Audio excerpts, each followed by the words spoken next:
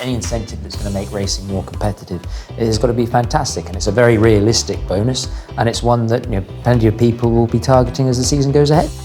Is it going to be won this year, 8 to 1? I don't see any reason why it shouldn't be. Yeah, I'm for it. That's the problem. If it was me, I'd be way too stubborn to give up. He's too good a horse, I'd be open to going down the flat, but I would explore further options. Hello and welcome to Inside Track, brought to you by William Hill. This episode we are at Aintree and we're going to be discussing the William Hill Half a Mil, our innovative new series that offers a £500,000 bonus to any horse that can complete a famous trial and Grand National double this season.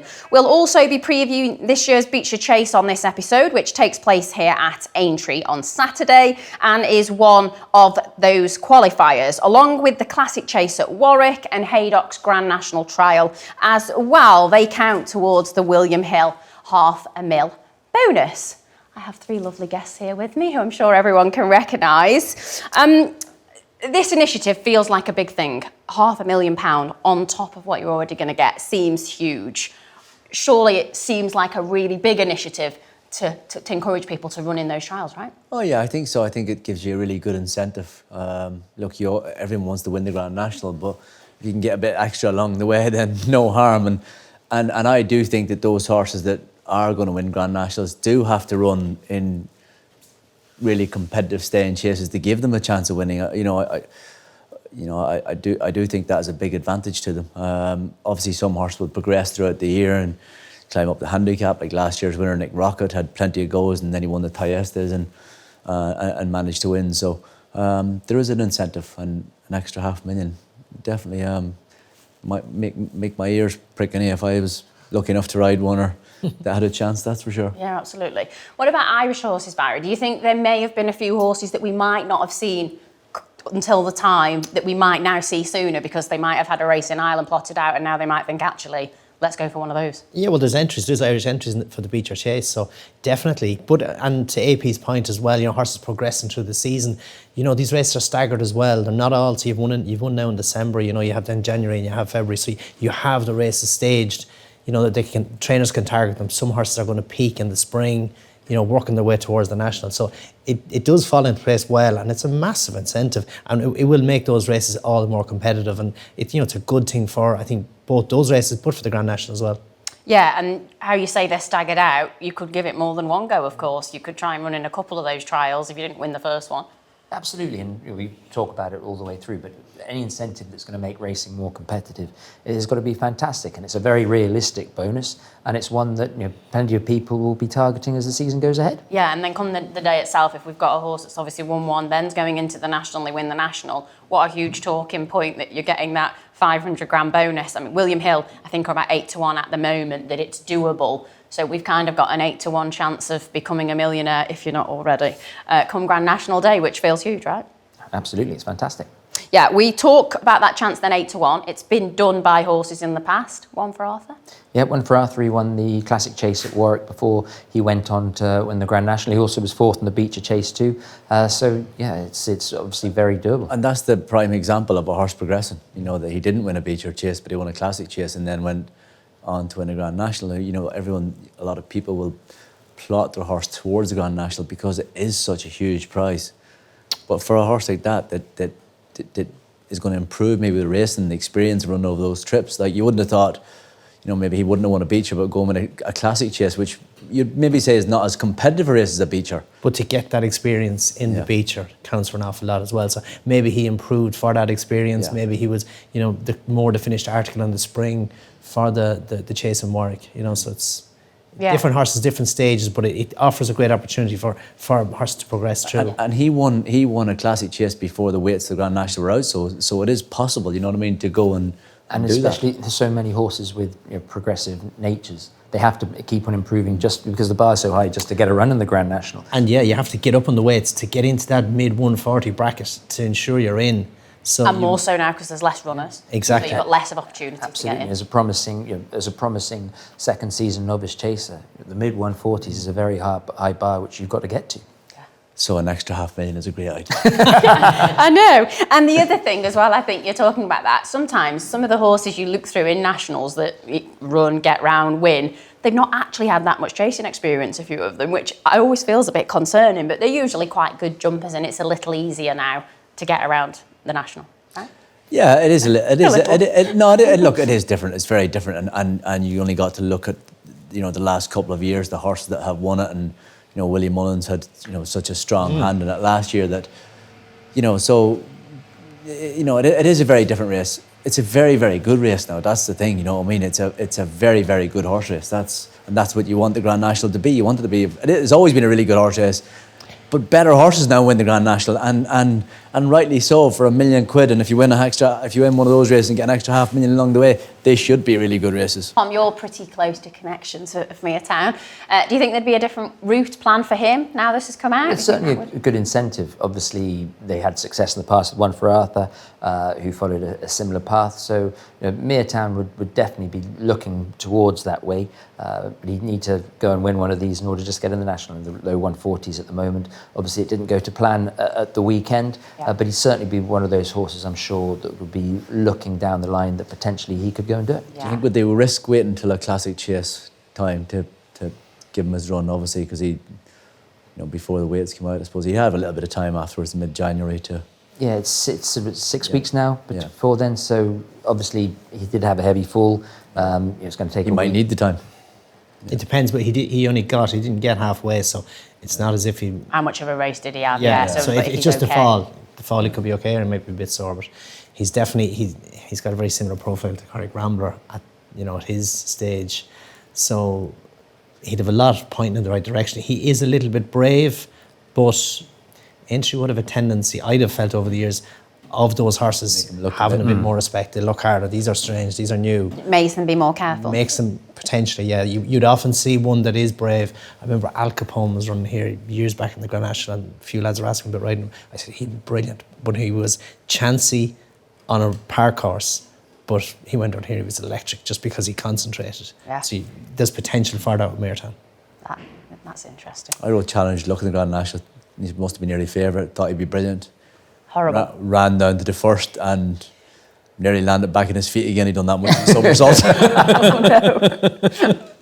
It's scary, isn't it? I remember thinking, that didn't work out. Over brave. Yeah, so anyway. Or silly. You never know. Yeah, exactly. The Becher Chase itself, then, we'll have a few perhaps picks, opinions on that if we can. Selection? Big prize horses, it's hard. I thought Beauport ran okay in Cheltenham in a 3 mile 3 chase the last day. He's high enough, he's 154, but Nigel would have as we all know, is a pretty good record over these kind of fences. And another horse that I thought ran well in Cheltenham last time, the short go of Henry de Bromheads. He ran a 3 mile 1 chase there that day, finished 4th, travelled well, wasn't beaten that far. He's a nature. I just don't know what he'll have the class to really be at the top level, because he's such a, he's going to have a pretty good weight. And he is only, he's still quite young horse, he's only 8. So there, there's a chance that maybe these fences and that kind of trip could bring out a little bit of improvement in him. So maybe the short go, if you were going for a bigger price one, but and big Beauport's actually a big price too. But I think it's such an open race. If you look at the horses that are in there at the moment, they're in there. Like Johnny Who ran really well at the Cheltenham Festival last year, ran well enough in the Sefton. John Joe's been very quiet the last few weeks. That would be a little bit of a worry. Yeah. But he's actually you'd have to say a non-exposed horse. There's no doubt he's a non-exposed horse. I know Derek O'Connor, when he rode him, was point to point, thought he was pretty smart, and he probably hasn't lived up to his expectations the way you'd hope. But as I said, I thought he ran okay in the Sefton, so I wouldn't be surprised. And you'd have to give Sarah Bradstock's horse, Mr. Vango, he's a proper good old stay and chaser school. And with the weather that we've been having and the rain that we drove up through today, I kept thinking, this is Mr. Vango weather. If they start getting the armbands out, battle hardened. And he'll love it. He relishes. He goes through soft ground. You're not seeing last year's Midlands National and what he's done at Haydock in the past. If it was to get heavy here, he's a major player. The other one I like is Geraghty, who was second in the Sefton last time. That was a good run. He's £3 out the handicap. But I think he'll improve for the extra distance of the Becher Chase. He's got form over further. He's won a 4 mile chase, admittedly a hunter chase around Cheltenham in the past. But I thought he really took to the fence as well last time. And again, he's another one that won't mind the rain at all. So I thought for Oliver Greenall and Josh Guerrero, he was a very interesting one. I thought Tanganyika, Venetius, who was second to Mr. Van Gogh in the Midlands National, he's on a mark, I think he's 140, so he'd need to get up to get into the Grand National. So it could be a nice springboard for him, and he would have the profile then potentially for a Grand National. And one of the prize, I loved him last year, he won the Sefton, was King Turgeon. I felt he didn't enjoy when Canton, just too sharp for him. He was third there, he was pulled up in Musselburgh, same thing, too quick for him.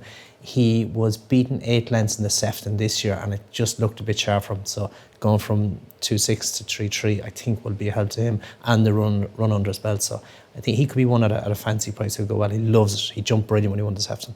Yeah, I mean, we had a little hint chat pre-recording, and I did give Better Days Ahead a little mention, but I do think it's a big ask off top weight. But if I had to put, but he has grade 1 form. Yeah, if I had to put money on a horse, he'd be like Beauport, big price each way.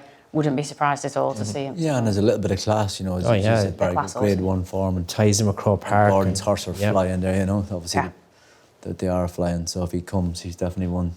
He wouldn't be a biggest shock in the world if he won. Yeah, and we're at that point where any of the horses that we've mentioned, some of them do need to win, do need to keep going up to actually be winning in the Grand National. But you'd assume if they're winning these trials, they've then got to be really interesting for the National itself, and then this initiative becomes even more interesting. Yeah. That's the Becher Chase then, and some juicy prices as regards what the lads fancy. So really interesting there. But this $500,000 initiative, I think we hear a lot of moaning about prize money. The prize money isn't enough, and for how hard these things are to win, it probably isn't. The prize money over jumps is not as good as on the flat. This surely really is going to be very helpful for racing, full stop, like an extra 500 grand for winning the race as well as all the prize money. Yeah, the Grand National is different. I know the flat might be great and all that, but everyone knows about the Grand National. You know? It's true. Much bigger race, and obviously an extra $500,000 incentive is huge. You know, it is huge. I mean, the Grand National. Everyone keeps saying it when it comes around, is the biggest horse race in the world, but it is actually the biggest horse race in the world. And for those involved in it, and for those of horses, you know, it will make people be interested in campaigning them towards that. I mean, there are going to be certain horses that are going to be already very high in the handicap that it might be more difficult for. But there will be a one for Arthur Type or a Mayor Town or whatever. There will be horses there that will need to win them trials to get into it. Lots of them have done it in the past. Yeah. So there's no reason why people won't have that and we incentive think people literally could/will change the path now of what they were going to do with their horses because of this. Absolutely, and one for Arthur, you know, is reasonably recent proof that it is, you know, it's a successful route if you want. But when you add in the bonus, it's more likely to be targeted. It feels recent, doesn't it? And it was 8 years ago. I know. It's not that recent. But it's it's achievable. Yes. But then when you add in the incentive, you know, it's people are going to want it. You really want to try. Yeah. So I mean, I'm going to put you on the spot with a yes or no so we can prove who was right after, because it will be on film. Is it going to be won this year, 8-1? I don't see any reason why it shouldn't be. Yeah, I'm for it. Yes. Yep. Just depends on if the horse I have in mind that wins this year's National comes over beforehand and he's not running on Saturday. Okay. It's possible. I don't know. You know, as I said, I genuinely don't know. It's very hard to win back-to-back Grand Nationals. So you think, well, Nick Rocket or Anaya Maximus, who won a Grand National 2 years ago and was second last year, would he be able to, you know, they're horses that are going to be right up the top of the handicap, are they going to be able to win? Or will one of the up-and-coming ones that we haven't seen as much of, that is progressing? It's very possible. Hey, come on. Get off the fence. Go on then. Yes, it will be one. It will be one. It will be one. Okay. That's great. So we're definitely going with the most. Yes. Yeah. That's exciting racing to come. We've had a few exciting days gone. Saturday, Barry, was very traumatic for me. I have to say, I was really nervous about Saturday. I was really nervous to watch that race, to watch Constitution Hill. It didn't go the way I think 99% of people wanted it to. Maybe the owners of the winner. I don't feel too hard done by, but what now? What happens? What do we do? It's difficult. It's really difficult. And the lads will tell you, you know, of all the types of falls, you know, it's very hard to address and correct. And it only really, I suppose, comes into the spotlight of the pressure of a moment in race conditions, not so much at home. So it's very hard to eliminate. So there's a serious mind game would have to happen with Constitution Hill to get him to relax and just go with the flow, because he's not going with the flow at the minute. He has all the ability in the world, but he just needs to get it together. I hope he can. Where the future holds, whether he gets back jumping, remains to be seen. But there's mention of potentially going in the flat. There is opportunities from there. You have to see how far it takes him. It will be fun. He's too young to, throw him in the field at this stage, and he's healthy and he's well. So there's fun to be had with him. So, they will make the right choice. He's going to win a Northumberland plate, go back to Newcastle. It's also tricky there. It was interesting that you say mind games, because that's what it is. It's not a physicality thing. Nicky said everything's checked, everything's good. And if he's schooling well, if he's doing all the right things, but it's getting in a race and under race pressure. I saw the interview where Nicky said, he jumped the first really well. I actually thought he kind of jumped it like he was nervous to me. He over jumped, he ballooned it a little bit. And then it's kind of that guessing at hurdles, isn't it? What now? I actually thought when he jumped the first hurdle, I thought, oh yeah, that's good. Same as. And it was like he just did a brain freeze. I mean, the biggest problem we have now is public perception. Yep. Everyone will be worried about, this and that. The society we live in is very different now. He's a racehorse, you know what I mean? He has fallen a few times, but lots of them have fallen, maybe not as 3 times 4 that he has, but I'd be way too, it's the high profile, that's the problem. If it was me, I'd be way too stubborn to give up. He's too good a horse, I'd have to carry on with it. It's just, you just can't chuck him out. Yeah, you just can't chuck him out because that's happened and people say you shouldn't do this one. He's a racehorse, you know what I mean? And he gets really well looked after. Look, it's a hard one because of the society we live in. But sometimes you have to fabulous. see past that. I was out 7:10 on the track for opening show looking at him. I mean, he's gorgeous, isn't it? We know he's gorgeous, but he had a canter round and he was trotting down the straight back to go into the stables. And I just thought he looked amazing. He's in a really good place. They couldn't have been any happier with him. Mover, everything just feels set fair, and then that happens. The most concerning thing for me, obviously the falling, but it's just the lack of complete self-preservation. That not even staying still. When you're riding a horse that has the brain freeze, how many times have brain? We've all ridden horses that have been dodgy jumpers, and would you like to ride him? They'll find a way. I think my ego would like to have a go on him, but in the back of my mind, that moment of self-preservation, he's just not finding it. I wouldn't be against riding them, but where I am in life, I wouldn't be allowing them either. So would my younger me at 25, at 35, would I turn it down? No way. Of course I'd take it. For fear of being shot down by one of you or the general public, I like James Bowen on him at Punchestown. I know Nico was injured. That's because he got him round. No, I thought it was. You must have had a big pair of binoculars. I'm not knocking Nico because Nico was fabulous on him for the first however many starts. I didn't think it did any harm for the horse to have a fresh pair of hands and maybe just a slightly different way of riding. I kind of thought on Saturday I wouldn't have been upset if he rode him again. The padded hurdles, to me, there's a stronger difference. connection. So he's fallen 3 times and he made a mistake at the last on Trials Day in Cheltenham. Those was 4 runs. There was 4 runs over. I think that part of the issue, he was too brave before that. Then he got complacent with the padded hurdle for me, and now that's led to a little bit of a brain freeze in the moment. And it's hard to say. It's hard to address that. But So do you think, would they question putting someone else on him? Would Nico say to him, why do you try someone else on him? Do you think? That's my I'm point. not sure. Because it's like moving good potentially. horses to different stables. Nobody's saying that the stable isn't good that they were from or that they're going to, but sometimes their brain just goes and it's like, right, something new, somewhere new, different stable, different surroundings. It feels like it wouldn't be a bad idea Dunwoody was the man for him. to try someone else. Shall we ask him? Dunwoody was the man for him. I know, yeah, he'd be Very, very, Dunwoody was the man for him. Brave. Oh, there, yeah. I saw him when I was a kid riding and a horse doing that, and I couldn't even say what you used to think. So I did, because he was just, it was like he was the bravest human being, but in a controlled, brave way. You know what I mean? He was like, it was like just a controlled. He was braveness. committed. He was committed all the time. In You've capital got to want to do letters. things, haven't you? You've got to want to do he was properly committed, but look, as I said the other day on TV, as Tommy JP always used to say, when Tommy Carver used to say, when you end up in your backside, you're always wrong. Yeah, you're so always- you Of can course. criticize everyone all you want. course, yeah. When that happens, or when you get beat, or you do something, it's wrong. Yeah. So Yeah. and it's it's a horrible thing. Look, Barry will tell you about it. The one thing that Nicky Henderson has is a brilliant schooling guide, and everyone that's ever been there. Yeah. But what you do with him? He's such a good horse. So you said you would carry on. You want to carry on hurdling. What do you? As I said before, what would concern me most is that lack of preservation. He's too young to pull up stumps with, but if he was mine, I would be looking to go down the route on the flat. Would you, Barry? I'd be open to going down the flat, but I would explore further options as regards to what you could do. Chasing with him? I was just about to say, No, as no, you've no, all seriously. ridden, it's I like, don't would think you? that'd be the right thing on the back of those falls to line Go up for the fencing fence. with it. I don't think, but I would try some form of rehab with him, jumping somewhere with someone or whatever. I'm not. Would you send him to an Yogi Breisner or something. Yogi Breisner or something like a that. Yogi Breisner Yeah. or Yeah, Yogi is amazing. Yeah, I've seen him yeah. do some Yeah. and really outside the box things. So, his level of experience, someone like that who could. Nicky does use Yogi quite a lot, though, He has used Yogi a lot over the years. But we don't know if he's used him yet for. If the padded hurdles are the issue, I'd say they play the part of yeah, it. but if they were part of the issue, would it be the craziest idea to either go to Ireland or would he jump a French hurdle better? The prize money out in France, it stays. Definitely worth consideration.